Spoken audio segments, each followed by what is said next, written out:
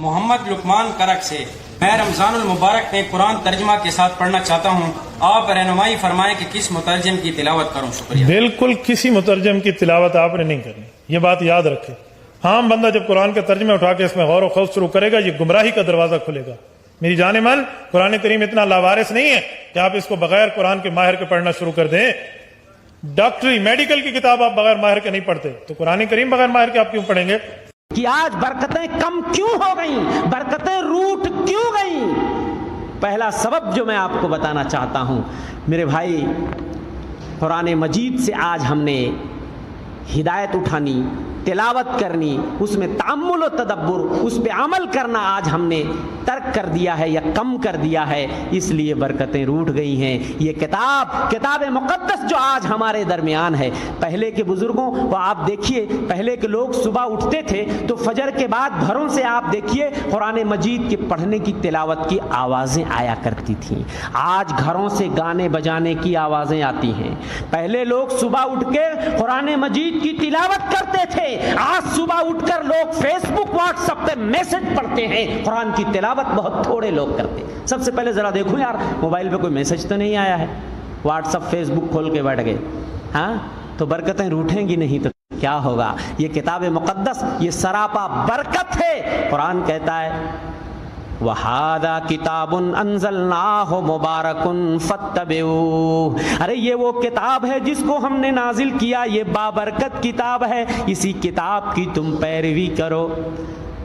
دوسری جگہ اللہ فرماتا وَهَذَا كِتَابٌ أَنزَلْنَاهُ مُبَارَكٌ مُصَدِّقُ الَّذِي بَيْنَ يَدَيْهِ، یہ کتاب جس کو ہم نے نازل کیا یہ بابرکت ہے اور یہ پچھلی کتابوں کی تصدیق کرنے والی ہے۔ دوسری جگہ اللہ فرماتا ہے وَهَذَا ذِكْرٌ مُبَارَكٌ أَنزَلْنَاهُ، یہ نصیحت کی چیز ہے، یہ بابرکت چیز ہے جسے ہم نے اتارا ہے۔ آج قرآن سے، یہ قرآن اللہ اکبر، اس کی اصل بابرکت، یہ جہاں سے یہ کتاب اتری اللہ پاک پروردگار کے پاس سے، اس کی اصل بابرکت، اس کا محل بابرکت کہاں پہ اتری یہ کتاب؟ ہمارے آخری نبی اور رسول جناب محمد مصطفیٰ صلی اللہ علیہ وسلم کے پاکیزہ دل پر یہ کتاب اتری، ہمارے نبی بابرکت۔ اور جس مہینے میں یہ کتاب اتری وہ مہینہ بابرکت، جس رات میں یہ کتاب اتری وہ رات بابرکت، وہ رات بابرکت، سب برکت ہی برکت ہے۔ اور آج ہم نے جب قرآن مجید کی تلاوت کو چھوڑ دیا، اس میں تأمل کو چھوڑ دیا، تدبر کو چھوڑ دیا، اس پہ عمل کرنا چھوڑ دیا، اس سے ہدایت لینا چھوڑ دیا، تو آج برکتیں روٹھ گئیں۔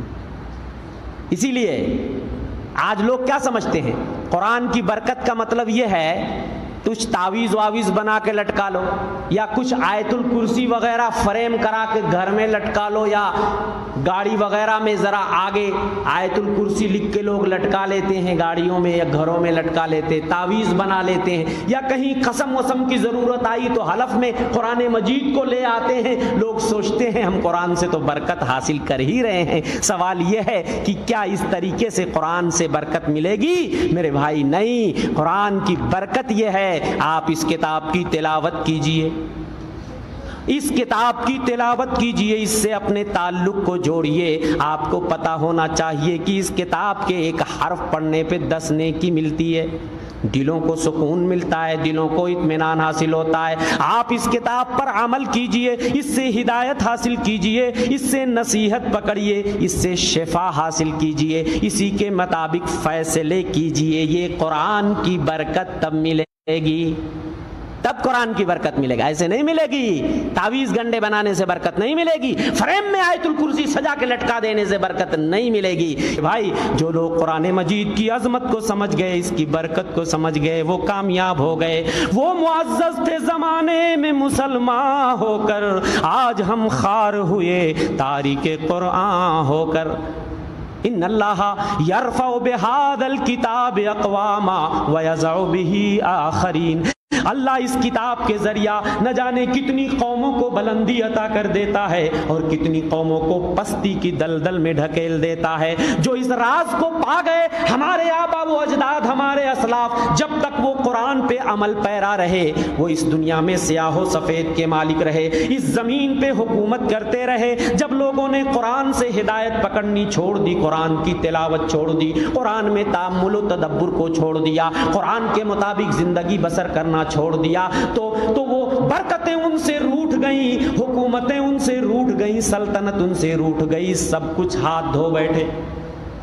آج بھی اگر ہم قرآن کی طرف لوٹ آئیں اور قرآن کو مضبوطی سے پکڑ لیں، اس کی تلاوت کا اہتمام کریں، اس سے ہدایت حاصل کرنا شروع کر دیں اور اس کے مطابق عمل کرنا شروع کر دیں، آج بھی اس زمین پہ حکومت ہماری ہوگی، سلطنت ہماری ہوگی، اس لیے کہ یہ زمین اللہ کی ہے اور اللہ اپنے بندوں میں سے جس کو چاہتا ہے زمین کا وارث بنا دیتا ہے. پہلے تم اللہ کی کتاب کی طرف تو آؤ، اللہ تمہیں اپنی زمین کا وارث بنائے گا، تمہیں اس زمین پر خلیفہ بنائے گا.